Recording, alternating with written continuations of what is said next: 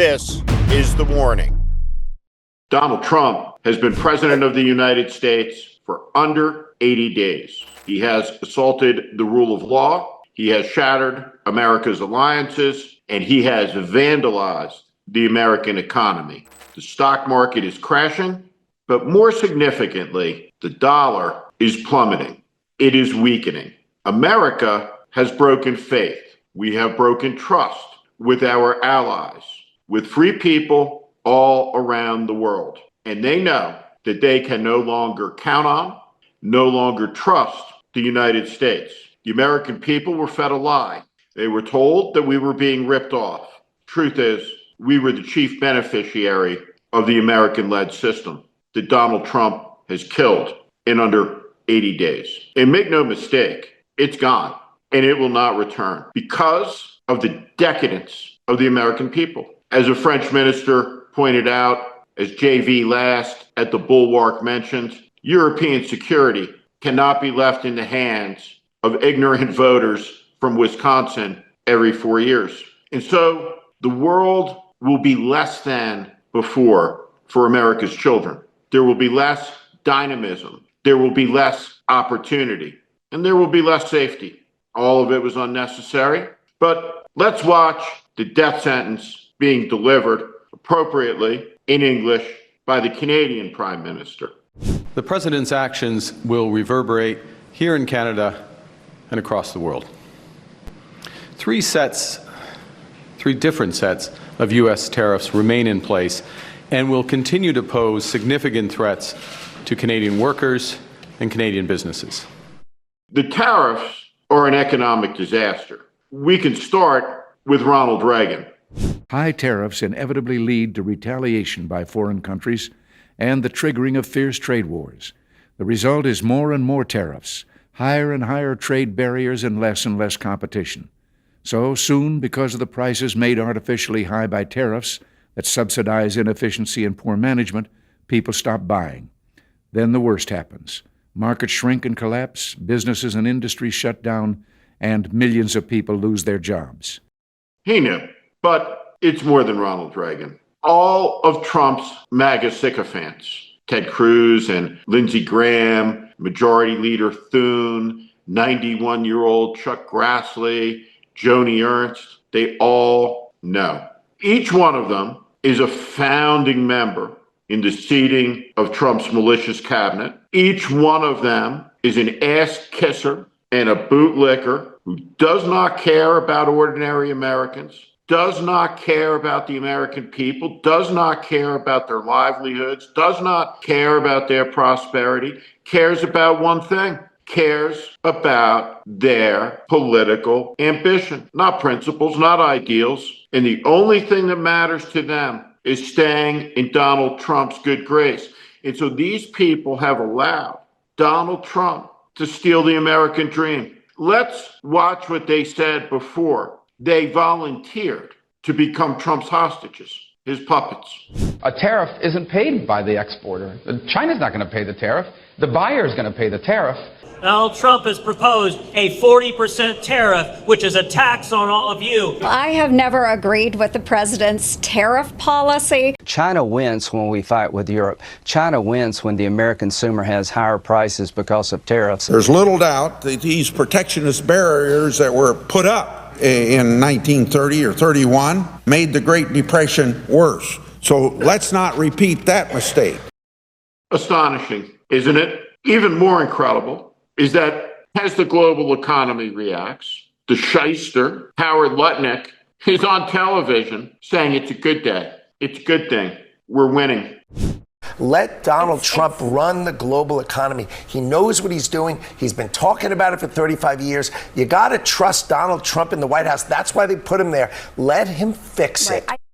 Remember, when Donald Trump says we're winning, the Trump spokespeople also told you this wasn't a Hitler salute. Donald Trump has weakened America more quickly, more profoundly, and more irreversibly than any president in American history. He has shamed the United States. He has betrayed the word of the United States. He has conned tens of millions into believing a gospel of abject idiocy and economic illiteracy. Here are the charts. Donald Trump likes charts. And this chart means that MAGA will reach into every family, every toy at Christmas, every new television, every car, everything that Donald Trump said he would do. In the end, he will deliver the opposite. Now, in the end, the MAGA politicians who did this, they must be swept from office. The Democratic leaders, the Schumocrats, they must be swept from office.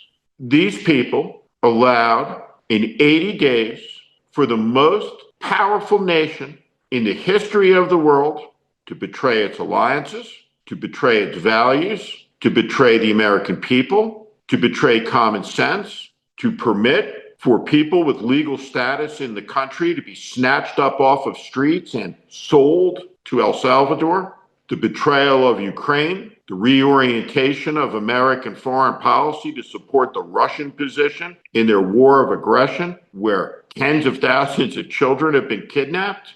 America stands at the edge of its 250th birthday, led by a madman, chosen by a plurality of American voters, those that bothered to show up. And now, in this hour, the consequences are coming due.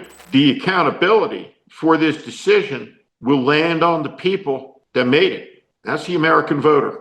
The American voter has done great damage to themselves and to their futures.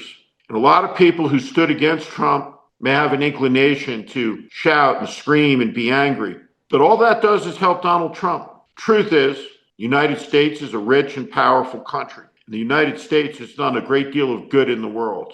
There has been a rebellion in America against decency. There has been a rebellion against goodness. Much of it has been stoked by cancerous right-wing media, by people like Megyn Kelly. Trust Trump.